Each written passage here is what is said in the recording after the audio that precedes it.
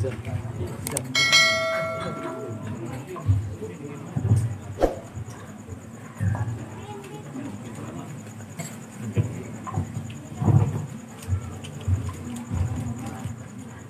tadi pembacaan salawat yang telah dipimpin oleh Al-Mukarram Al-Habib Hashim bin Ahmad Al-Haddad. Mudah-mudahan kita yang hadir pada malam hari ini, kita mohon kepada Allah Subhanahu wa taala, mudah-mudahan nanti kita mendapatkan syafaatul uzma dari junjungan Nabi besar Muhammad sallallahu alaihi wasallam.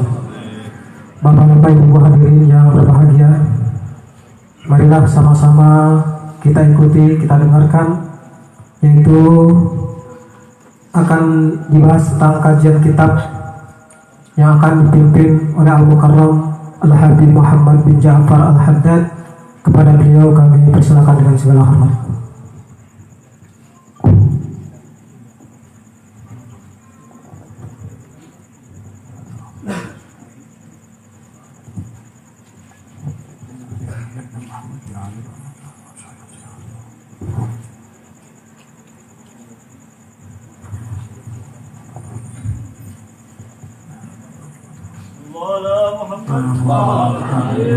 حضرة النبي محمد صلى الله عليه وسلم. الفاتحة.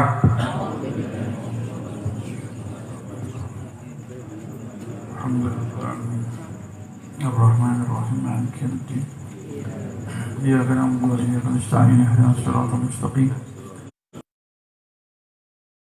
عليهم ولا الضالين آمين.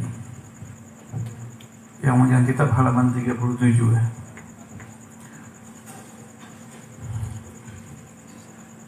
Bismillahirrahmanirrahim. Alhamdulillahirabbil alamin wa bihi nasta'in ala umuri dunya waddin. Wassalatu wassalamu ala sayyidil mursalin sayyidina Muhammadin wa ala alihi wa sahbihi ajma'in. Rabbi shrah li sadri wa yassir li amri wa hlul 'uqdatam min lisani yafqahu qawli. Amma ba'd. Qala al-Imam Qutb al-Irshad wa Ghawth al-Ibad wal Bilad al-Habib Abdullah bin Abd al-Haddad fi kitabih رسالة المعاونة والمظاهرة والمؤازرة للراغبين من المؤمنين في سلوك طريق الآخرة إلى أن قال: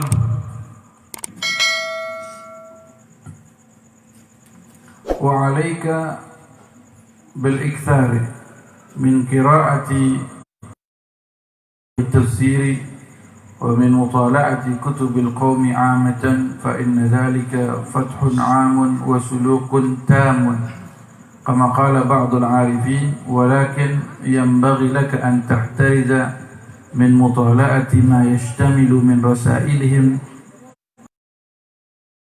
وحقائق المجردة، وهذه الأشياء توجد في أكثر مؤلفات الشيخ محمد بن عربي، أو في شيء من رسائل الإمام الغزالي كالمعراج والمجنون به.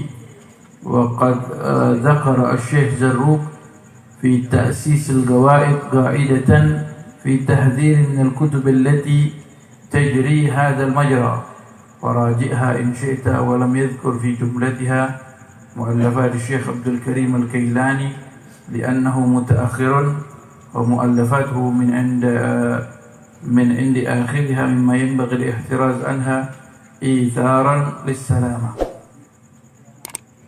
Alhamdulillah, kita melanjutkan pembacaan kitab yang dikarang oleh Al-Habib Abdullah bin Abd al-Haddad dalam kitab Risalatul Mu'awanah. Sebelumnya beliau mengingatkan dan menganjurkan kepada kita, setelah kita melaksanakan kewajiban kita melaksanakan yang sunnah. Di antaranya adalah salawat al-masnunah, salat-salat yang sunnah.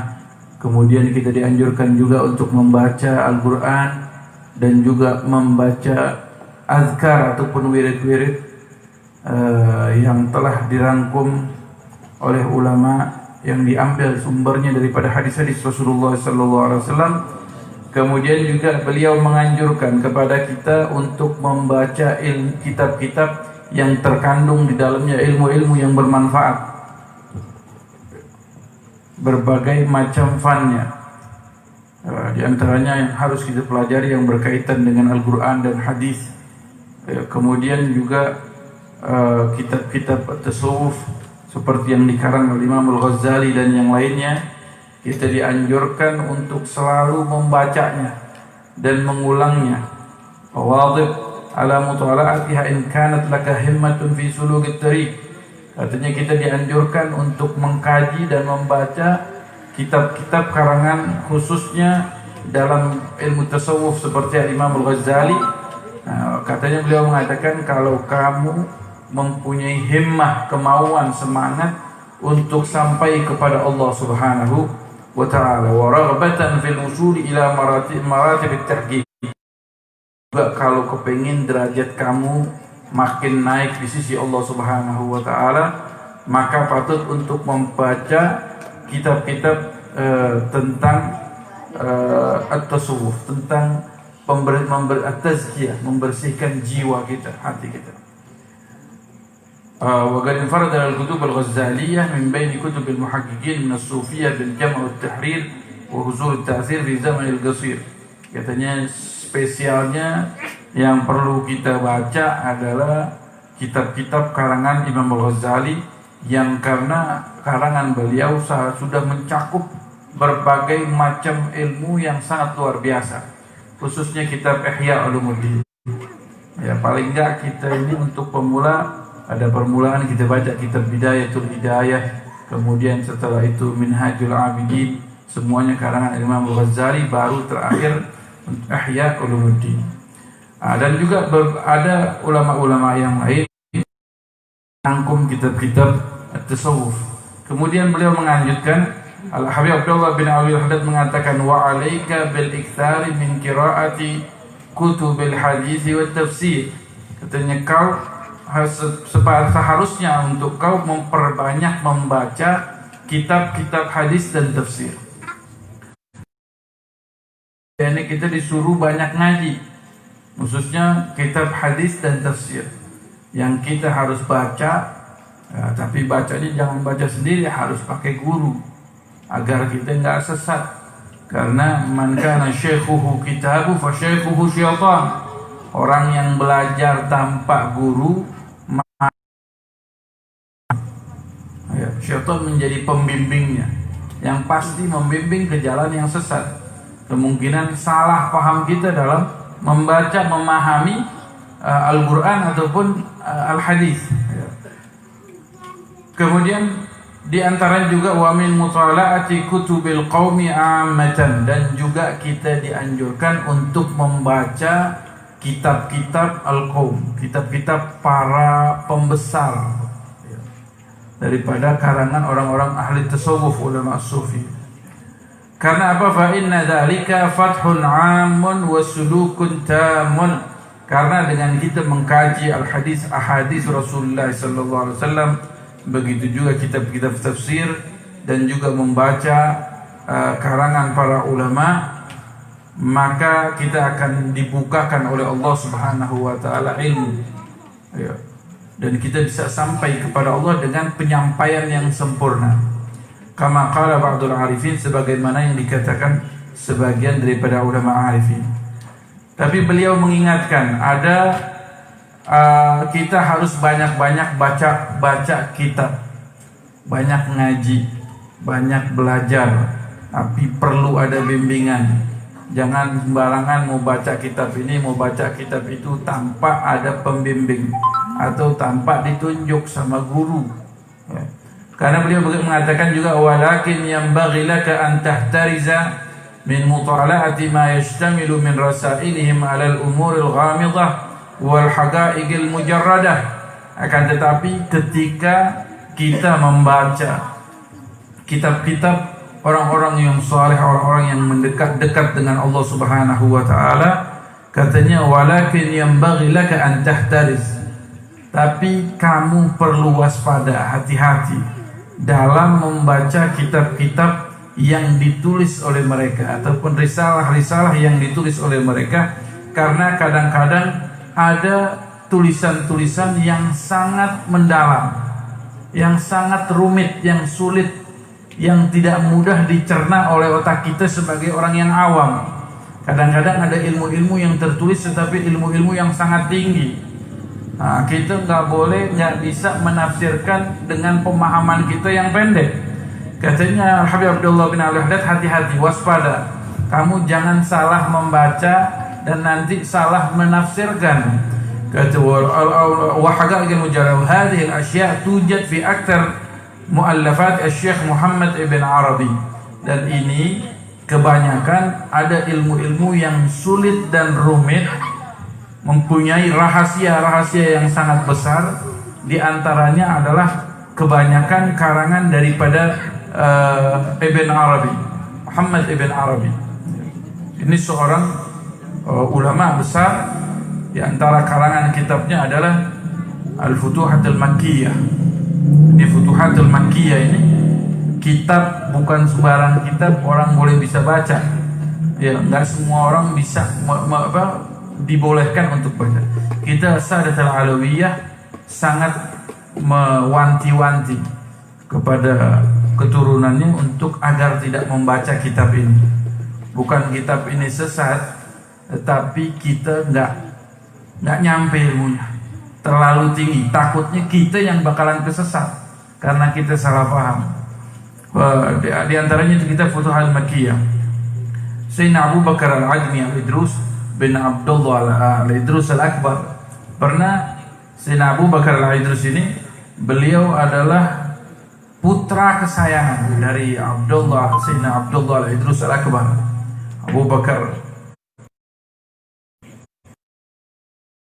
putra kesayangan yang tidak pernah dimarahi oleh ayahnya. Ya, anak kesayangannya, abahnya Habib Abdullah Al-Idrus ini orang besar, alim besar, bahkan daripada aulia yang sangat besar. Ya, Abdullah Al-Idrus. Kemudian beliau bercerita, Sayyidina Abu Bakar Al-Idrus ini anaknya, putranya, beliau pernah bercerita bahwa ayahku itu tidak pernah memarahiku, tidak pernah menegurku, saking sayangnya abahnya. Ya. Tapi kata putranya, beliau mengatakan, aku tidak pernah ditegur ataupun tidak pernah dimarahi kecuali sekali, ketika aku membawa kitab Futuhatul Makkiyah karangan Ibn Arabi. Dia kata karangan Ibn Arabi, kata dimarahi, langsung ditegur. Kata anaknya bilang, ya wahai ayah, ditegur, kenapa kau bawa kitab itu, kenapa kau mentelaah kitab itu? Kata anaknya mengatakan, saya akan mengamalkan apa yang saya paham, yang saya nggak paham saya akan tinggalkan. Ini sekelas Abu Bakar Al-Ajmi Al-Idrus mengatakan seperti itu. Ya. Tapi apa kata ayah beliau? Kata, yang saya khawatirkan yang kamu paham, yang kamu tidak paham saya tidak khawatir. Saya khawatir yang kamu paham salah pemahamannya. Kalau yang nggak dipaham ya nggak apa-apa, sudah nggak khawatir. Tapi yang kamu paham itu yang saya khawatirkan. Ini adalah Muhammad ibn Arabi, karangannya sangat luar biasa. Banyak kalimat-kalimat yang rahasia yang tidak banyak dimengerti oleh orang. Ilmunya terlalu tinggi. Bahkan beliau termasuk ulama yang dipenggal, ya, kepalanya dipenggal karena dengan pedang syariah. Karena beliau mempunyai ilmu yang sangat tinggi yang mengkhawatirkan untuk awam. Mungkin ceritanya kalau di Indonesia seperti Syekh Siti Jenar gitu ya. Muhammad ibn Arabi ini ketika sedang mengajar, beliau sedang mengajar di majelisnya, tengah mengajar di depan murid-muridnya, beliau mengatakan ma'budukum tahta qadami. Ini lagi ngajar depan muridnya di tempat majelisnya, dia mengatakan ma'budukum tahta qadami, yang kalian sembah di bawah telapak kakiku. Ini bahaya banget banget. Hah? Orang yang anggap gimana? Wah, ini udah ngelebihin Tuhan ini. Mengatakan apa yang kalian sembah di bawah telapak kakiku.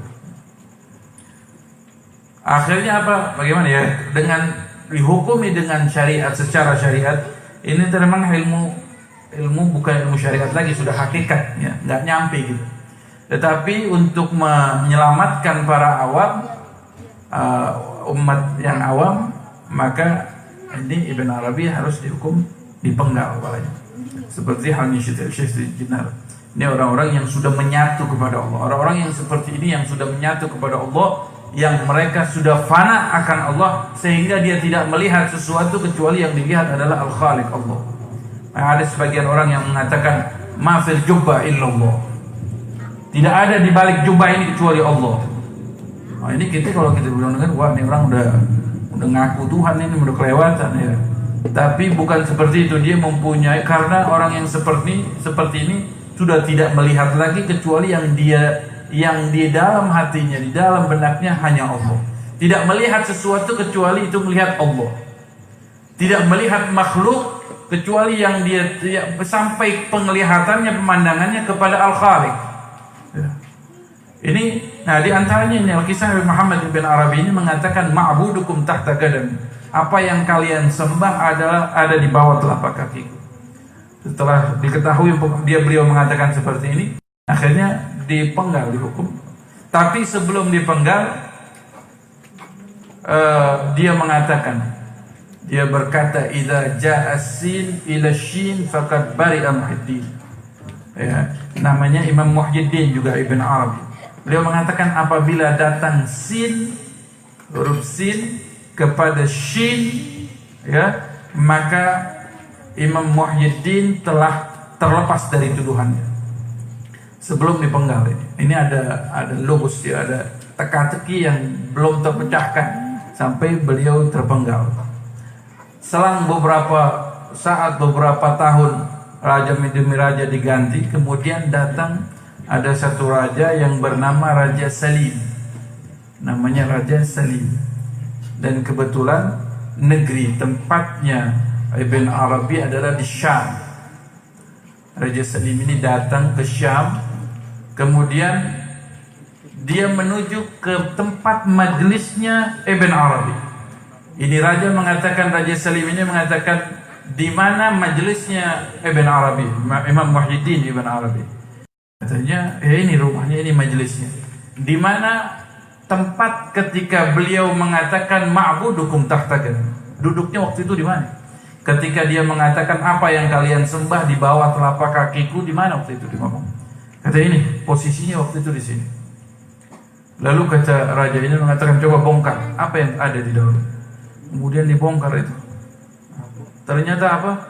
Di bawah tempat dia duduk itu terdapat harta yang banyak. Banyak harta, banyak emas, berlian dan macam-macam. Terbongkar sudah rahasianya oleh Raja Salim. Kan dia mengatakan idza ja'a sin ila shin. Sinnya maksudnya ini Salim, shinnya itu negeri Syam. Terbongkar berarti maksud daripada ucapannya ma'budukum tahta qadam, yang kalian sembah di bawah telapak kakiku bukannya Allah, tetapi kalian banyak menyembah dunia. Ya, dunia itu ada di bawah telapak kaki.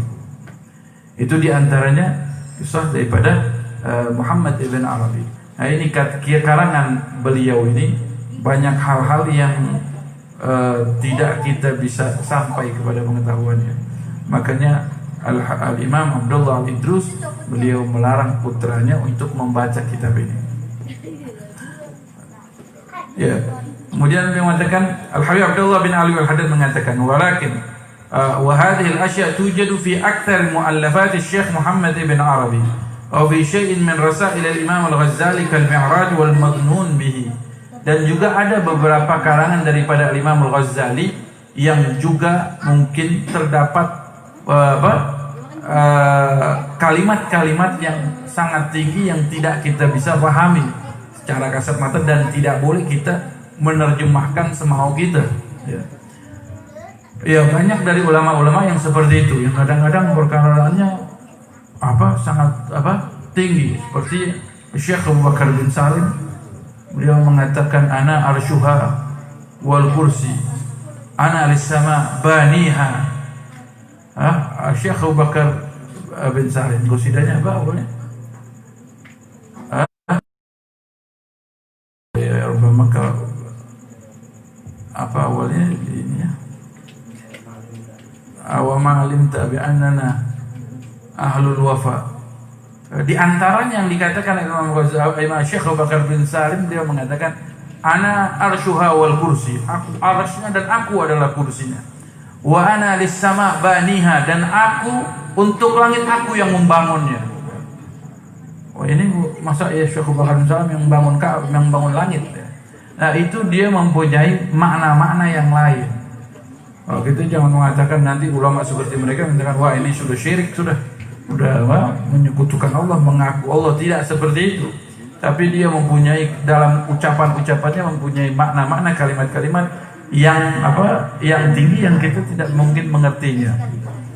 Nah, kemudian beliau mengatakan waqad zakara asy-syekh Zarruq fi ta'sis al-qawaid qa'idatan fi tahdhir min al-kutub allati tajri hadzal majra.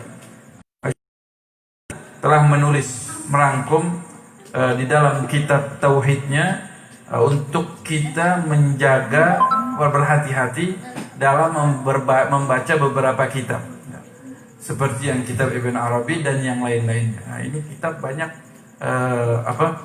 mungkin sudah tercetak lagi. Mungkin ada orang yang sudah punya, tetapi hati-hati jangan dibaca karena kita takut bahayanya nanti disebutkan oleh Al-Habib Abdullah bin Ali Al-Haddad. Syi'ta walam yadhkur fi jumlatiha mu'allafat Syekh Abdul Karim Al-Kailani li'annahu mutaakhir. Syekh Zarruq menuliskan faidah-faidah dan juga menulis di antaranya kitab-kitab yang harus diperhatikan. Jadi diwanti-wanti agar jangan dibaca. Kemudian tetapi ada beberapa yang tidak ditulis oleh Syekh Zarruq. Di antaranya yaitu pengarang yang bernama Syekh Abdul Karim Al-Kailani. Ya, Abdul Karim Al-Kailani ini termasuk juga ulama yang seperti Ibn Arabi. Ya, karangannya sangat luar biasa. Hanya saja tidak ditulis nama ini oleh Syekh Zarruq karena Syekh Abdul Karim Al-Kailani ini datangnya belakangan setelah Syekh Zarruq. Mu'allafatihi min indi akhiriha mimma yanbaghi al-ihtiraz anha idharan lis-salamah. Ya, ini karangan-karangan mereka, karangan Syekh Abdul Karim Al-Kailani termasuk karangan yang harus diperhatikan, dijaga, kita jangan membacanya. Takut kita itaran disalah agar kita selamat. Nah, ini yang harus kita perhatikan. Ada berbagai macam ilmu. Ada ilmu syariah, syariat, hakikat, baru ma'rifat. Kadang ada sebagian orang yang ujuk-ujuk tahu mau belajar ma'rifat atau belajar hakikat. Ya, ada nih di sebagian daerah yang belajar hakikat, belajar ma'rifat. Ya ini yang sudah tingkat tinggi, tetapi syariatnya kagak ada. Ana pernah suatu-waktu mendengarkan ada pengajian, teman sudah rekaman pengajian. Ini guru ini sedang mengajarkan tentang ma'rifat. Kita yang udah ada sedikit ilmu, belajar ilmu tauhid ini, ngedengerinnya aja bingung. Sehingga kita yang udah pernah belajar sedikit, ngedengerin apa yang disampaikan itu bingung. Apa ilmu apa ini? Ya. Dan dia katanya mengajar untuk awam. Jadi kalau kita aja bingung, apalagi awam, bagaimana cara mengajar? Nah, ini guru mengajarkan tentang ma'rifat, ma'rifat yang tinggi. Pernah juga ada yang mengatakan ada seorang guru yang mengajarkan itu, tetapi dianya tidak ada melihat syariat. Syariat dia nggak kerjain, wala sholat wala hajat, tapi dia belajar ma'rifat. Nah, ini bahayanya kalau sudah belajar ma'rifat sebelum syariat. Nanti akhirnya masuk pada ilmu yang penting eling tuh, ya. Nggak usah sholat, eling sudah cukup. Ya. Ilmu apa? Ilmu kejawen ya. Yang penting ingat, kan dia mengatakan aqimus sholata li dzikri. Dirikanlah, tegakkanlah sholat agar kau ingat kepadaku. Kata mereka, ya cukup ingat, kalau sudah ingat nggak perlu sholat lagi. Nah ini mereka mengambil dalilnya dari ini. Tujuannya sholat ingat Allah, kalau udah ingat Allah nggak perlu sholat katanya. Nah, ini orang kalau begitu ngapain juga Rasulullah melaksanakan sholat. Para sahabat, para tabi'in mereka menjalankan. Tapi ini orang yang salah dalam memahaminya. mengatakan ya sholat yang penting ingat, ya udah eling aja, sudah selesai, udah sholat sudah. Kapan sholatnya? Sudah tadi, sudah dengan hati saja. Nah ini dia tidak mempelajari syariat. Pertama syariat, baru ma'rifat, baru sampai ke hakikat. Ya. Ini yang harus kita. Jadi jangan kita belajar ma'rifat yang kelihatan. Ma'rifat ilmu tauhid perlu, cuman hanya kita perlu jangan terlalu mendalam yang sehingga kita lupa akan syariat. Fa in qala al-qail la ba'sa 'alayya fi mutala'ati al-kutub hadhihi li'anni akhidun ma afhamuhu wa usallimu ma la afhamuhu liqa'ilihi. Kalau ada orang yang mengatakan, Al-Habib Abdullah bin Alwi Al-Haddad mengingatkan, kalau seandainya ada orang yang membaca kitab-kitab itu, kemudian dia mengatakan nggak apa-apa, saya mau ngaji kitab ini, mau baca kitab ini, dan saya akan mengambil apa yang saya paham, wa usallimu ma la afhamuhu liqa'ilihi, dan yang saya tidak paham ya saya serahkan kepada pengarangnya, saya nggak ambil. Kata Al-Habib Abdullah bin Alwi Al-Haddad mengatakan, lagat agat ansafta, engkau benar, ucapanmu itu benar. Kamu akan ambil apa yang kamu paham, kau tinggalkan apa yang kau tidak paham. Tetapi beliau mengatakan, wa nahnu innama nakhsha 'alaika mimma tafhamuhu an tafhamahu ala ghairi wajhih. Nah, benar, tetapi kami mengkhawatirkan, kami takut apa yang kamu pahami. Karena dikhawatir apa? An tafhamahu ala ghairi wajhih. Kamu memahaminya dengan tidak sebenarnya, tidak salah paham. Fatadhillu an sawa'is sabil, kemudian kau akan menjadi sesat. Kama waqa'a dzalika li aqwamin aqafu an mutala'ati hadhihi al-kutub wa saru fi zandaqah wa ilhad. Sebagaimana ada sebagian orang yang membaca, melazimi kitab-kitab seperti ini, akhirnya apa yang terjadi? Mereka menjadi orang zindik dan juga menjadi mulhid, ateis, ya, nggak percaya Tuhan. Zindik ini munafik yang nggak juga mempercayai agama. Ini bahaya seperti ini, karena tidak didasari dengan ilmu dan juga mungkin dia hanya baca-baca saja. Wa qalu bil hululi wal ittihad, sehingga mereka mengatakan bil hulul wal ittihad, bahwa apa manunggal apa manunggal apa manunggal Gusti, ya. Ia seorang menyatu dengan Tuhan, al-hulul wal ittihad, ya. Ya ini kalau di dalam apa yang tadi saya katakan, kalau mereka yang sudah sampai memang seperti itu ucapannya, tetapi kalau orang-orang yang nggak sampai, ya, Syekh Siti Jenar, ya, beliau kan juga di dalam ceritanya para wali songo, ya, untuk menyelamatkan awam, ya, karena orang awam yang ikut dia juga akhirnya sesat. Untuk menyelamatkannya, mereka sudah sampai, tetapi yang khawatir awam ini yang ikut menyatakan akhirnya ya sudah yang penting kita begini, sudah ingat aja eling dan macam-macam. Nah ini yang dikhawatirkan. Nah, akhirnya mereka bil hulul wal ittihad wala haula wala quwwata illa billahil aliyyil azim. Jadi kita pun di dalam mau menuntut ilmu, belajar harus dengan guru, dengan pembimbing. Jangan sampai kita membaca akhirnya salah paham. Ya apalagi sekarang terjemahan sudah banyak, buku sudah banyak dijual belikan, gampang kita. Bahkan lebih dari itu, di handphone kita udah banyak macam ilmu, tinggal kita cari, ada. Ya, Mbah Google ini luar biasa. Ya, disebut Mbah Google ini alim alama, segala macam ilmu dia punya, dia ada. Ya, iblis juga sama alim ulama. Ya.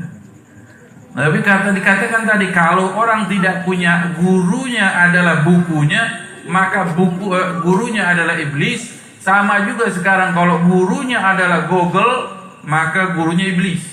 Ya. Dia baca, akhirnya dia menghukumi. Ya. Ternyata seperti ini. Mungkin maksudnya, ini mungkin maksudnya itu.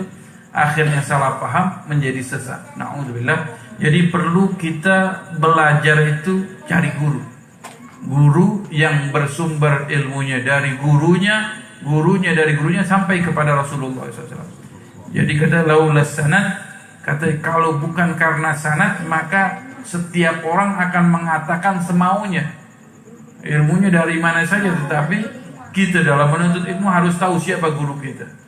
Jangan sampai kita nggak nyambung, harus nyambung kita punya ilmu. Seperti yang sekarang ini ada seorang yang dikatakan oleh kelompok mereka ini seorang muhaddis, seorang ahli hadis. Kadang-kadang di kitab-kitab yang sekarang ini juga dituliskan di sahahahu fulan, ya banyak itu ya buat aja sahahahu Albani. Syekh Albani dibilang muhaddis. Ketika ditanya apakah dia muhaddis, katanya bukan muhaddis, dia bukan ahli hadis. Kalau isyaratnya di dalam ilmu mustalah, kalau muhaddis itu yang sudah menghafal sekian ribu hadis, sekian ratus ribu hadis. Coba dia hafal enggak? Enggak. Kemudian ditanya dia gurunya siapa, dia dikatakan bahwa dia tukang servis jam. Cuman dia emang punya kepintaran, pinter otaknya, sering masuk ke maktabah, perpustakaan, sering baca-baca kitab, dia demen baca kitab. Tapi kalau ditanya siapa gurunya, dia nggak ada gurunya. Akhirnya apa? Ya begitu. Banyak menghukumi hadis bukan dengan hukumnya. Bahkan kadang-kadang di kitab-kitab yang kitab-kitab kita pun kadang-kadang ditalik sama orang-orang mereka, dikatakan sahahahu Albani. Bilang Albani, sebelum ada Albani ini hadisnya hukumnya apa? Sampai harus ditulis sahahahu Albani. Nah, ini juga termasuk harus kita waspadai daripada ini contoh daripada orang yang gurunya adalah bukunya atau gurunya sekarang. Ya. Na'udzubillahi min dzalik. Wa yanbaghi an yakuna laka wirdun min dzikrillah ta'ala tuhidduhu biwaqtin aw tahsuruhu bi'adadin wa hina idzin fala ba'sa bis-subhati li dhabtil 'adad. Ya, sedikit lagi. Kemudian setelah kita dianjurkan untuk membaca kitab-kitab orang-orang tasawuf, ahlus sufi, tetapi juga harus diperhatikan juga ada beberapa kitab yang harus kita perhatikan, kita jaga, jangan sembarangan kita bacanya. Kemudian masuk pembahasan lain, kata Al-Habib Abdullah bin Abdul Haddad mengatakan, wa yanbaghi an yakuna laka wirdun min dzikrillah ta'ala. Katanya engkau harus mempunyai wirid. Wirid itu rutinitas, sesuatu yang perlu kita lazimi daripada zikir kepada Allah Subhanahu wa taala. Tuhidduhu biwaqtin, tentuin waktunya. Kita harus punya waktu untuk zikir, kata Habib Abdullah bin Haddad. Wirid kita tentukan kapan dan di berapa. Ba'dal fajr mungkin ana tentukan waktunya setengah jam. Ba'dal maghrib sekian. Kita tentukan wirid waktunya, atau au tahsuruhu bi adad, ataupun bilangannya. Ana selawat jumlahnya 100 kali. Ya. Pakai tasbih katanya. Wa hina idzin fala ba'sa bis-subhati. Ketika itu kalau kita nentuin mau istighfarnya 100 kali, selawatnya 100 kali, tasbihnya 100 kali, takbirnya 100 kali. Tentuin ya, kita maunya sampai berapa? Tentukan segitu sudah selesai. 100. Mau semangat, mau lagi nggak semangat, pokoknya kita tentuin, jangan sampai kita tinggalin. Itu syaratnya untuk istiqamah. Ya. Wala ba'sa hina idzin wala ba'sa bis-subhan. Tasbih. Ya. Ada yang mengatakan subha itu tasbih itu bid'ah karena nggak ada, katanya itu ngikutin nyupain orang Hindu katanya pakai tasbih. Katanya siapa yang bilang ada? Ada salah satu daripada istri Rasulullah SAW pernah sedang beliau bertasbih, berzikir menggunakan biji kurma. Dia menghitung sampai berzikir. Tidak ada larangan daripada Rasulullah, hanya saja Rasulullah memberikan bacaan khusus buat itu istri Nabi SAW. Jadi boleh saja, bukan berarti kita menyerupai orang Hindu, karena Hindu pakai tasbih juga, tapi tasbihnya beda. Ya sekarang pun banyak macamnya. Sekarang sudah ada juga lagi digital, ya, yang digital, yang tasbih ditaruh di jempol kita bisa puterin, nggak pakai lagi biji-biji yang seperti ini. Ya macam-macam. Tergantung segala sesuatu itu tergantung daripada niatnya. Kata lil wasail hukmul maqasid. Setiap sesuatu itu tergantung niatnya. Itu gunakan untuk apa ya? Kita zikir, kita gunakan tasbih, kita tasbih itu menjadi baik. Tapi kalau tasbih dihitung untuk buat menghitung kesalahannya orang lain, ya juga nggak jadi baik. Sama halnya pisau, pisau untuk gunakan kita untuk apa? Kalau pisau digunakan untuk menyembelih hewan kurban, untuk di dapur, ya jadi manfaat. Tapi kalau digunakan untuk kejahatan, jadi madarat, tergantung daripada. Ya. Sekarang aja tasbih yang digital aja. Nah, kalau kita naik pesawat, pramugari itu ngitunginnya juga pakai alat tasbih. Ngitungin penumpang itu, kalau yang pernah naik pesawat mungkin tahu. Hitung penumpang, ini lagi zikir apa itu biasa dipakai buat zikir, tapi ini buat itu penumpang. Ya. Itu dia lil wasail hukmul maqasid, untuk segala wasilah itu tergantung dari maksud tujuannya. Jadi kita pun gunakan kalau memang perlu biar tepat bilangannya. Tasbih sekarang udah ada yang 100, ada yang 33, bahkan ada yang 1000. Saya mau bertasbih 1000 bisa, boleh. Ya. Ala kulli hal tujuannya adalah agar bilangannya pas kalau kita pengen. Jadi ada orang yang berzikir dengan waktu, ada yang berzikir dengan bilangan atau jumlah. Ya.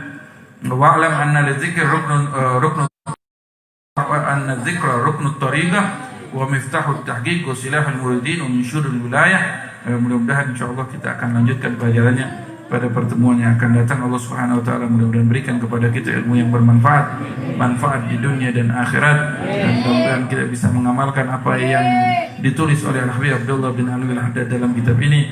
Allah berikan kita ilmu yang berguna untuk kehidupan kita di dunia dan di akhirat. Allah kumpulkan, Allah jadikan perkumpulan ini perkumpulan yang penuh barakah, amin ya rabbal alamin. Sallallahu alaihi wasallam Muhammad an-nabiyil ummi wa ala alihi wasallam walhamdulillahi rabbil alamin. Assalamualaikum warahmatullahi wabarakatuh.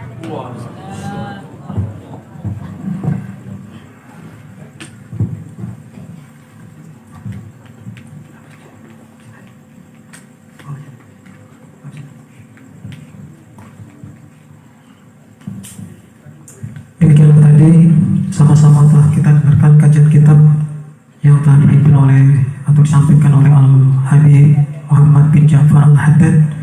Mudah-mudahan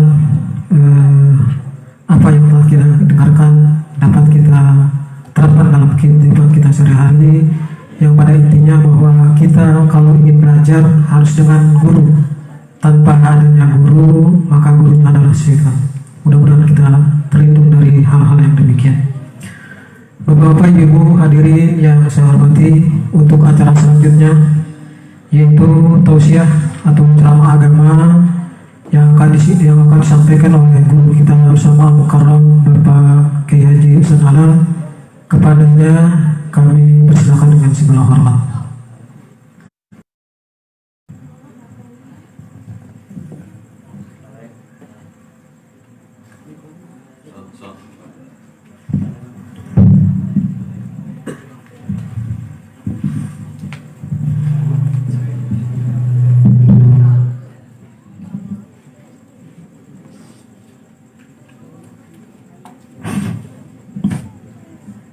Assalamualaikum warahmatullahi wabarakatuh.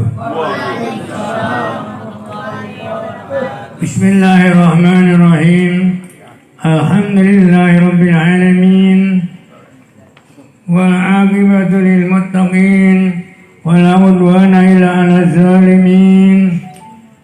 Wassalatu wassalamu ala sayyidina Muhammadin Sayyidil mursalin wa ala alihi wa sahbihi ajma'in, amma ba'du. Pertama-tama kita banyak bersyukur pada Allah Subhanahu wa taala dengan rahmatnya, dengan inayahnya, dengan izin Allah kita dapat berkumpul di tempat yang mulia ini. Mudah-mudahan atas kumpulnya kita kumpul yang ridhoi Allah Subhanahu wa taala.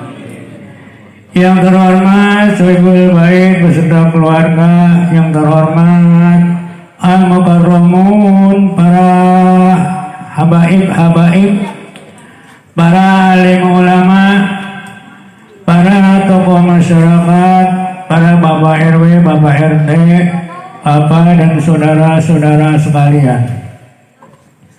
Alhamdulillah, yang mana pada malam ini kita diajak berziarah kepada junjungan Nabi besar Muhammad Sallallahu Alaihi Wasallam. Mudah-mudahan dengan berziarah kita mendapat syafaatnya Rasulullah Sallallahu Alaihi Wasallam. Apalagi Sohibul Bait mengajak kita, mengundang kita diajak berziarah. Di samping mendapat syafaat, mendapat keselamatan, keberkahan dari Allah Subhanahu wa Ta'ala.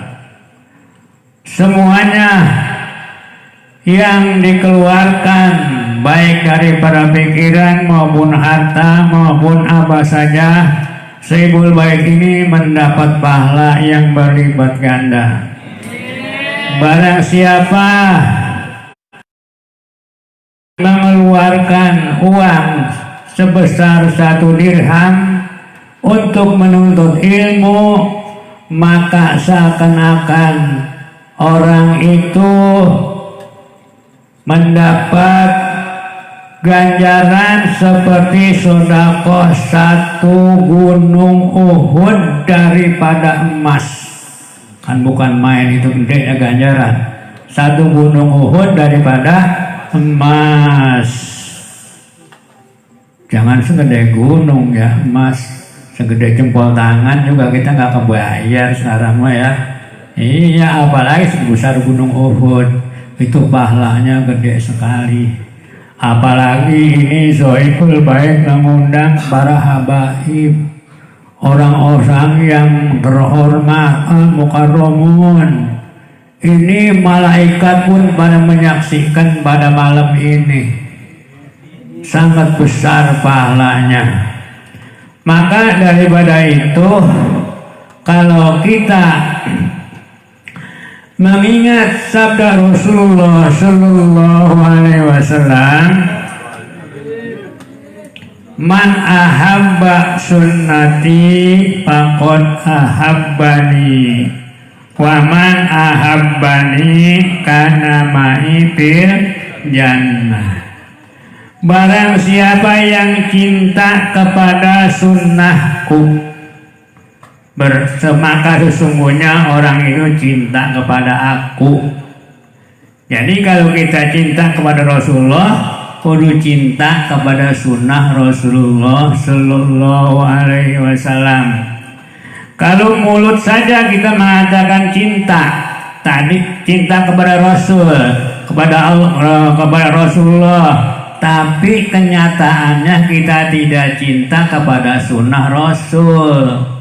Kenyataannya tidak mau melaksanakan sunnah Rasul. Itu bukan cinta kepada Rasul. Kalau begitu, yang disebut kalau cinta kepada seseorang mah disebut cinta monyet itu.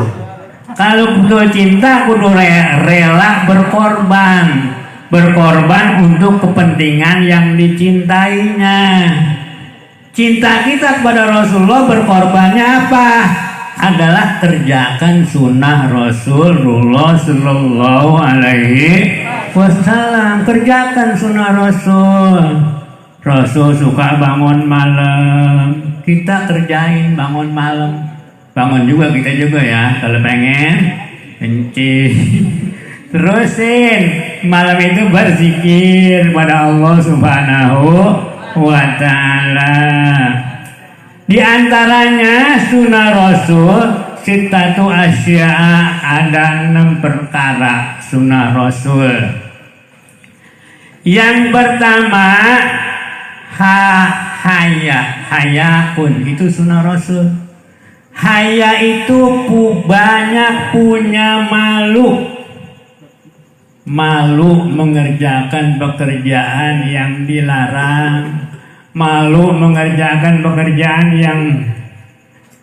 yang jelek, malu kita pekerjaan yang dilarang oleh Allah. Jangan kagak malu, ini mah kebanyakan kagak punya malu. Korupsi jalan punya malu namanya. Itu mohon maafnya itu susah. Sebab korupsi uang negara. Kalau gampang mah kita maksiat kepada Allah. Cukup kita tobat kepada Allah Subhanahu wa ta'ala, yang dalam hati kita tidak akan berbuat lagi seperti maksiat itu. Dalam hati dunia tuh tidak akan saya berbuat lagi pekerjaan yang ini, yang maksiat ini. Cukup kita tobat, bangun malam menghadap Allah Subhanahu wa ta'ala. Kan kalau kita korupsi itu tobatnya selebar jagat kudunya. Kepada Allah mah gampang kepada Allah mah. Tapi kalau korupsi itu bukan uang negara baik apa saja namanya korupsi. Kalau orang kita mah nyolong, apa namanya? Nyolong itu. Apa saja yang kita miliki punya orang namanya nyolong. Dengan secara sepi-sepi namanya nyolong. Korupsi kok kan sepi-sepi juga ya? Iya sama, nyolong juga. Oman diganti, apanya diganti, lapatnya supaya keren. Korupsi ya, padahal nyolong gitu. Jadi kalau kita ingin cinta kepada Rasul, kudu punya banyak malu. Kita sama orang kalau mengerjakan pekerjaan dilarang. Malu minum mabuk-mabukan, sebab itu dilarang Allah Subhanahu wa ta'ala. Malu minuman keras. Minuman keras yang boleh, yang halal cuma satu. Apa? Batu es. Itu minuman keras yang halal itu. Batu es, minum dah boleh. Kok batu keras diminum? Ketok dulu. Itu juga jadi air. Itu halal, itu minuman keras itu. Satu-satunya adalah batu es. Tuh, yang lain mah mana yang mabok pokoknya haram. Zaman dulu tuh ada orang kan gadung kudu direndam. Air rendaman gadung itu kalau diminum mabok, itu juga haram. Apa saja yang diminum mabok haram, jangan diminum. Kudu punya malu. Orang Islam mabok, enggak malu emang. Jadi orang Islam mabok, kudu punya malu. Itu haya. Yang kedua hilim. Hilim itu sunnah Rasul. Hilim itu sabar. Sabar. Kalau Rasul mah namanya hilim, kita mah sabar. Kalau sabar ada batasnya. Orang minjem duit keseringan, mungkin itu udah kagak mau dah. Yang kemarin belum diganti udah 3 kali. Berhenti sabarnya. Walaupun nggak diganti, walaupun 10 kali minjem, kasih baik, sabar. Nanti juga Allah yang memberi gantinya dari mana saja. Kan nolongin orang pahalanya gede ya, gede banget. Kita minjemin duit, kita sodakoh sama minjemin duit, itu ganjarannya gedean minjemin daripada sodakoh, daripada hadiah. Kan kalau hadiah nggak dipulangin. Kalau minjem uang pulangin nggak? Pulangin, itu ganjarannya gede sekali. Kenapa gede? Sebab tiap-tiap orang minjem udah kagak punya. Itu pahalanya gede banget. Besok kita minjem dah sama orang kaya ya. Agak dikasih. Sebab dia kagak tahu dasarnya. Ya pahalanya gede banget. Itu yang kedua. Yang ketiga siwak. Siwak itu menggosok gigi. Menggosok gigi itu mardhatul lirabbi wa muasyakhatun lisyaiton. Disenangi, diridhoi Allah dan dibenci sama setan. Kapan saja kita menggosok gigi, kita bersiwak, itu mendapat pahala. Satu sholat dengan siwak lebih baik daripada 70 sholat tidak dengan siwak itu ganjarannya kan bukan main, itu pahalanya bertingkat-tingkat. Kalau mau baca Quran siwak, kalau mau tidur siwak, kalau gigi udah berubah, mulut udah berubah baunya, itu kudu buru-buru siwak. Sebab yang tidak mau bau-bauan itu adalah manusia semuanya. Kalau bau, kalau harum-haruman mau, maka daripada itu kan orang laki disunatkan pakai wangian. Kita mau lihat tadi ada wangi-wangian tuh. Kenapa? Nanti Nabi hadir nggak bau wangi di sini, jadi diwangi-wangiin tuh, berupa kembang, berupa minyak wangi, segala rupa, supaya wangi-wangi itu sunat Nabi pakai wangian itu adalah ta'atur namanya, itu sunnah Rasul, pakai wangi-wangian. Orang laki mah kapan saja pakai wangi-wangian, ada pahalanya. Ya kalau mau mandi mah jangan pakai wangi-wangian, tak dicuci hilang lagi. Boleh. Kalau orang perempuan sunat pakai wangi-wangian, yang ada suaminya di rumah, pakai di rumah wangi-wangian. Kalau orang perempuan mah jangan dibalik, di rumah nggak pakai wangi-wangian, kalau mau pergi keluar pakai wangi-wangian. Itu haram dicium oleh orang laki lain. Betul ya? Betul. Di rumah mah apok, kalau keluar wangi. Itu perempuan begitu. Kalau orang laki mah kapan saja pakai wangi-wangian, boleh. Apalagi mau ke masjid, khusus zinatakum inda kulli masjidin. Pakailah perhiasanmu, pakaianmu yang bagus-bagus kalau mau ke masjid. Jangan ke masjid pakai kaos doang. Iya, ada lagi yang pakai celana waras dengkul doang. Itu nggak sopan namanya. Biar sopan terhadap Allah Subhanahu wa ta'ala. Kita di dalam sembahyang kudu sopan banget abang. Yang pertama, kita menundukkan muka, melihat ke tempat sujud. Jangan lagi sholat mata ngelihat jam. Masya Allah udah siang amat ini baru sampai ya. Emang begitu, asal ada yang lihat hati terus jalan baik. Iya, kita menghadap Allah kan. Kita sholat kudu ingat Allah. Saya ini mau nasihatin bukan para habib ya, emang dipinta yang lain-lain dah. Habib udah penuh semuanya juga ya, yang penuh.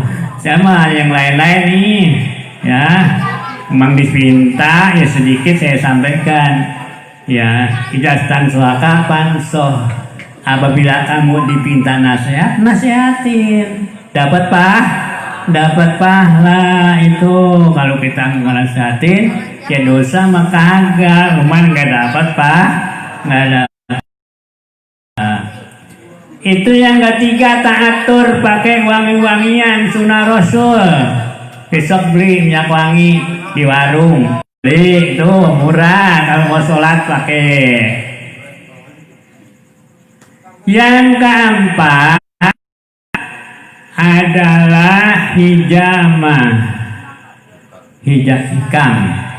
Hijamah itu berbekam. Berbekam apa sih berbekam?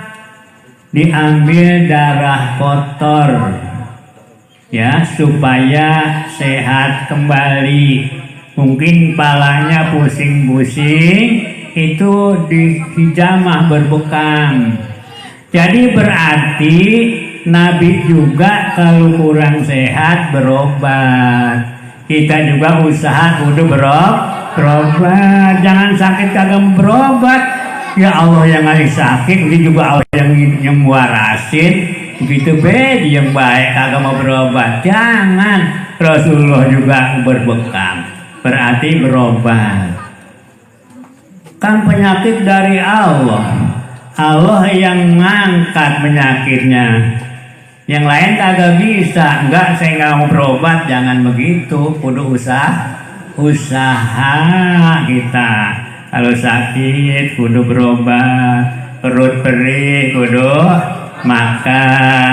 Aus kudu minum. Kalau nggak puasa. Kalau puasa mah emang semua orang perutnya lapar. Semua orang haus.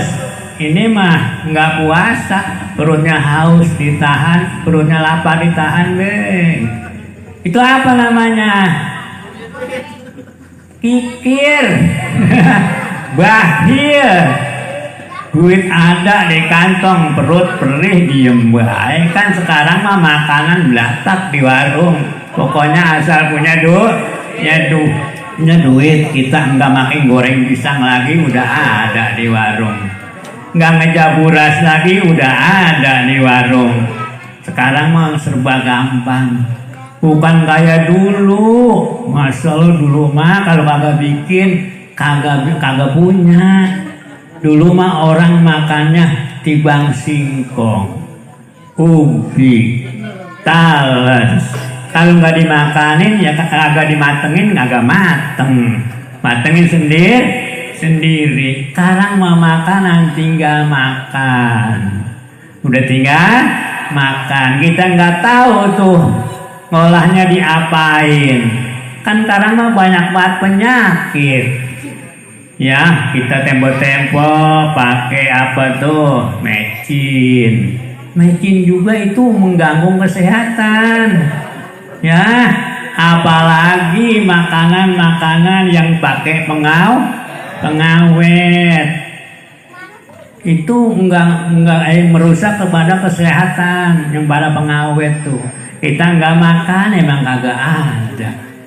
Ya, dimakan juga, cuman jangan sering-sering. Model ikan yang ada di dalam kaleng itu kan setahun lebih itu di kaleng.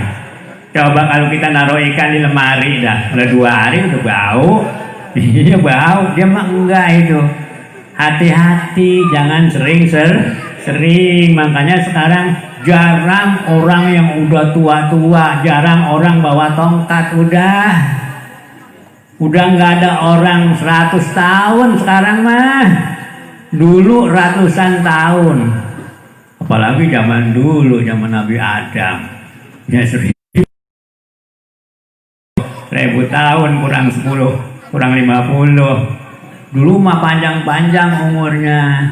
Umat Nabi Muhammad mah lemah-lemah. Kebanyakan umurnya sampai 60, 63, 70 udah banyak banget. Apalagi 80 mah. Kita ingin umur panjang. Sama kata Nabi, khairukum man tola umruhu hasuna amaluh. Sebaik-baik kamu adalah orang yang panjang umurnya dan baik amalnya. Itu orang paling baik. Kalau amalnya baik tapi buruk-buruk kamu adalah orang yang panjang umur, jelek amalnya. Amalnya jelek, maksiat mulu, judi mulu, umurnya panjang. Itu orang paling jelek. Daripada panjang umur mendingan iya banyak-banyakin dosa baik. Iya, buat apa umur panjang? Kita dikasih umur panjang maksudnya supaya banyak persiapan untuk pulang ke akhirat. Apa persiapannya? Ya amal soleh. Daripada yang wajib-wajib kita tambahin yang sunat. Dan ada lagi yang kelima apa keenam. Yang keenam itu kasratul azwaj. Apa kasratul azwaj ya? Banyak istri itu sunnah Rasul. Sunnah Rasul itu banyak azwaj itu sunnah Rasul. Pa'ilam ta'dilu fawahidatan. Tapi kalau kamu takut nggak adil, satu saja kagak habis. Tapi orang yang kaya banget mah nggak apa-apa, dipersilahkan 2, 3 sampai 4 adil. Ya rasanya penyampaian saya segini aja. Bila ada kekurangan atau kelebihan atau tidak pantas, saya mohon bukan pintu kemaafan yang seluas-luasnya. Wabillahi taufiq wal hidayah. Wassalamualaikum warahmatullahi wabarakatuh. Assalamualaikum warahmatullahi wabarakatuh. Demikianlah tadi tausiah yang telah disampaikan oleh guru kita bersama Al-Mukarram Bapak Kiai Haji Muhammad Nala.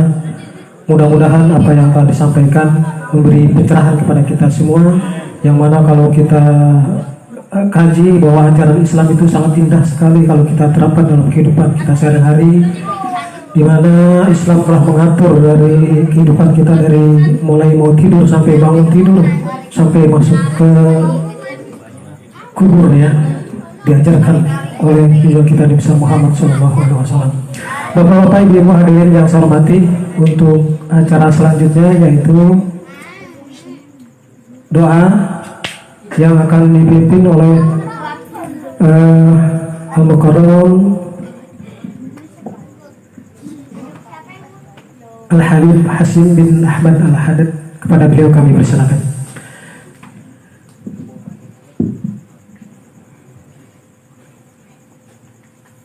Maaf, bukan doa saya, sekedar pengumuman cuplikan dikit. Ntar doa saya minta pada Habib Muhammad bin Hadi Al-Masyhur untuk ada doa penutup talqin. Sebelum ditutup doa, saya cuma mau ucapin yang pertama, ya, jazakumullah khairan jazaa. Mohon maaf kalau acaranya mendadak nih, Mbak. Ya, kita saya dibilang ketua majelis silaturahmi, tapi sebenarnya bukan ketua, pemuda majelis silaturahmi, belum tua soalnya. Ya, di sini banyak orang tua saya. Sedikit majelis silaturahmi, sebenarnya saya cuma kegedean cita-cita doang nih. Kita kemana-mana, setiap malam ada majelis salim di mana-mana. Ya, akhirnya satu waktu kurang lebih 4 tahun yang lalu, saya ngobrol-ngobrol sama asatidz, para ustadz, para kiai, para habaib. Saya minta masukan kira-kira gimana, apakah baik enggak kalau kita bikin satu majelis yang untuk silaturahmi, begitu. Tujuannya cuma buat silaturahmi. Dah, ya. Karena banyaknya majelis di mana-mana, bukan di Pondok Rajab sih nggak terlalu banyakan di kampung sawah kayaknya. Ya, cuman kita pengen ada satu acara yang kita tuh duduk bareng, minimal 1 tahun sekali dah. Ya, minimal 1 tahun sekali. Akhirnya terbentuklah majelis silaturahmi. Alhamdulillah, pertama belum ada gurunya. Ya, saya bukan guru, saya cuman manajer doang, cuman kagak dapat gaji manajernya. Ya, manajer di kantor, ini manajer di majelis. Ya, akhirnya kita minta guru, ya, ke Al-Hawi yang ada di Bulak Rata. Alhamdulillah, Habib Muhammad bin Ja'far Al-Haddad bersedia untuk rutin untuk ngisi kitab. Ya, karena sayang juga kalau kita ngaji selawat udah cakep, ya, cuman sayang kalau kagak bawa pulang ilmunya, ya, biar fadilah thalabul ilminya, ya, nuntut ilmunya kita dapat. Alhamdulillah kita adain pengajian bacaan kitabnya. Udah, selanjutnya setelah pembacaan kitab, memang dari dulu lahir majelis kita tausiah itu dari guru setempat, dari kiai setempat. Ya, kita pengen dengar nasihat dari kiai setempat. Alhamdulillah malam hari ini kita udah dengar tadi nasihat ya yang pasti bermanfaat, tinggal kita mudah-mudahan bisa manfaatin dari guru-guru kita Habib Muhammad dan juga dari Kiai Haji Muhammad Nala. Alhamdulillah ya, mudah-mudahan tuh ilmu tadi bisa kita amalin buat kita bawa oleh-oleh pulang, mana berkatnya ya, ntar sampai rumah ditanya mana berkatnya. Ada berkat gak sini? Ada gak Pak Didi? Ada? Udah siap ya, berkat zohir sama berkat batin kita bawain oleh-oleh ke rumah kita ya. Tadi ilmunya apa kita sampein ke rumah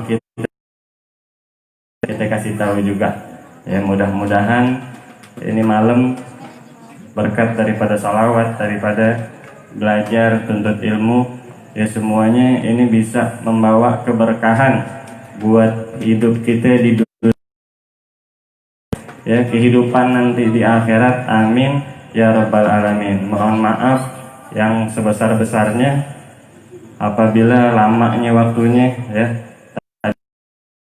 kurang seperempat persis hadiah ahli kubur dimulai mungkin sekarang jam 10 lewat seperempat ya, setengah 11 ya, anggaplah 3 jam ya. Mohon maaf malam hari ini lewat setengah jam, biasa kita tutup jam 10, tapi jangan nyesel bahwa berapapun lamanya kita duduk di sini untuk muji Rasulullah SAW, nggak bisa dibandingkan dengan doanya Rasulullah SAW. Rasulullah doain kita sebagai umatnya biar selamat sampai kakinya bengkak. Berapa lama tuh kira-kira?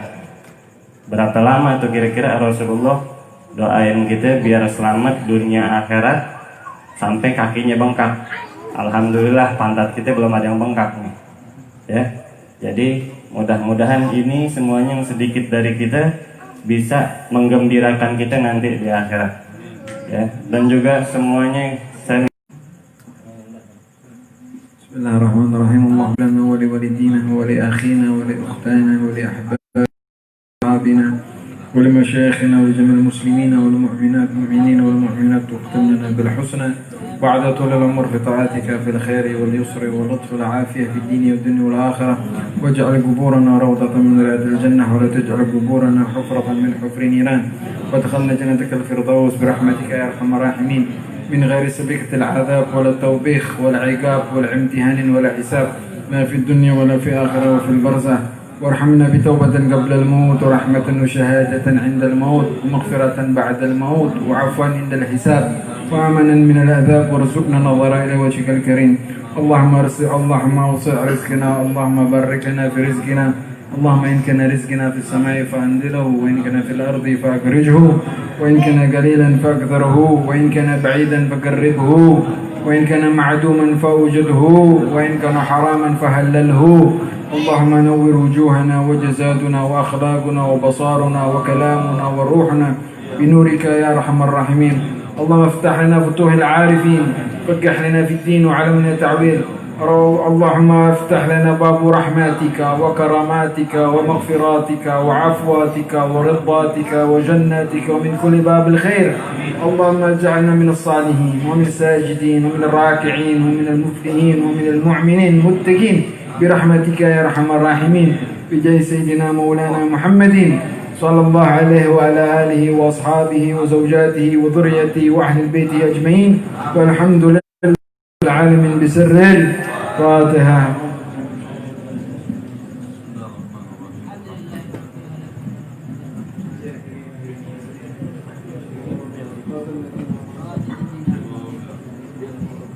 ربنا تقبل منا إنك أنت السميع العليم وتب علينا إنك أنت التواب الرحيم. صلى الله على سيدنا محمد بالأمة وعلى آله وسلم والحمد لله رب العالمين. قبول. يا ربنا